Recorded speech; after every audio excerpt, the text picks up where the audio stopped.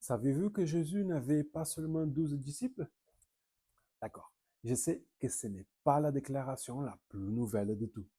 Mais pour certaines personnes, cela pourrait être une information nouvelle. Ce que je sais, c'est que vous n'avez certainement pas pensé aux disciples cachés de Jésus. Restez avec moi car nous allons parler de ces personnes qui ne semblent pas suivre Jésus, mais que le font.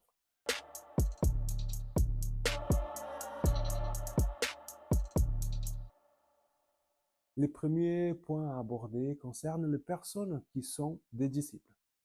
Normalement, nous considérons comme disciples ceux qui apprennent de Jésus et enseignent de Jésus. Leurs premiers disciples étaient généralement ceux qui étaient avec Jésus. Les plus connus, ce sont les 12 apôtres.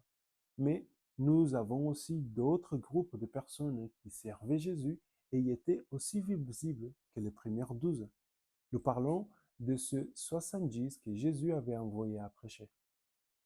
Si nous ramenons cela à nos jours, nous voyons des personnes qui servent clairement Jésus et sont plus visibles, comme les pasteurs ou les prêtres, et des autres qui les servent mais ne sont pas tellement visibles, comme par exemple les personnes qui vont à l'église. Mais et si je vous dis qu'il y a des personnes qui ne font pas partie de ces groupes et qui prêchent quand même l'évangile? Oui, je sais. Cela peut choquer un petit peu.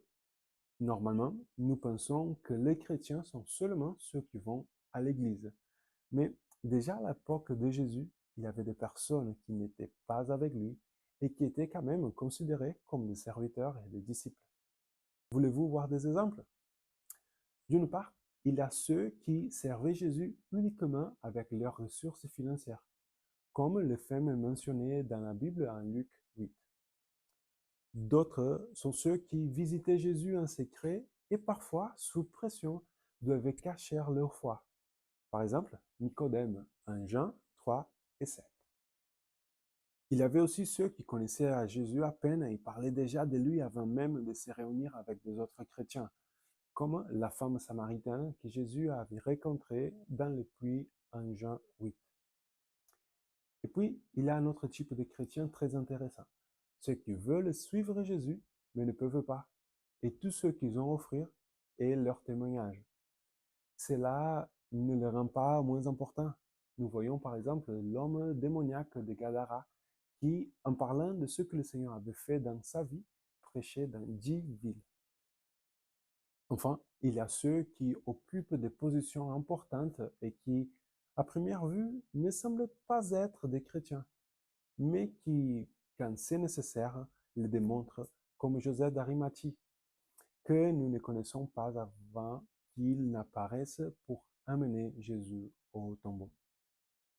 Voyez-vous combien de façons différentes de suivre Jésus?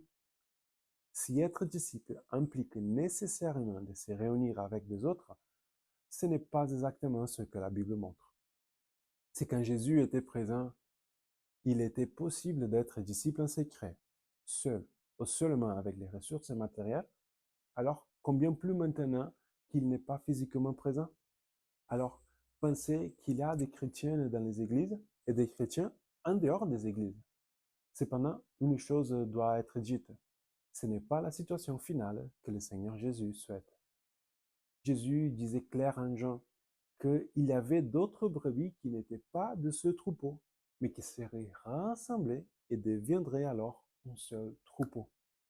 Donc, pour vous qui êtes dans une église, bon travail. Ce n'est pas toujours facile de se mettre en avant, mais sachez que celui qui n'est pas avec vous, Dieu le considère. Et si vous n'êtes pas dans une église, je tiens à vous rappeler que Dieu ne vous a pas oublié et prend en compte votre service. Cependant, son objectif est que nous soyons tous ensemble. Cette vidéo est une extension de cet extrait de mon message, celui qui n'est pas contre nous. Je vous rappelle que mes messages sont disponibles en 7 langues. Je m'efforce moi-même de les enregistrer. Mon objectif est de réaliser les souhaits de notre Seigneur Jésus, que nous soyons tous unis. Jetez un coup d'œil à la vidéo principale. Elle peut sûrement contribuer à améliorer notre vie chrétienne. Je suis Presley et je dois vous prévenir. Le royaume des cieux est proche.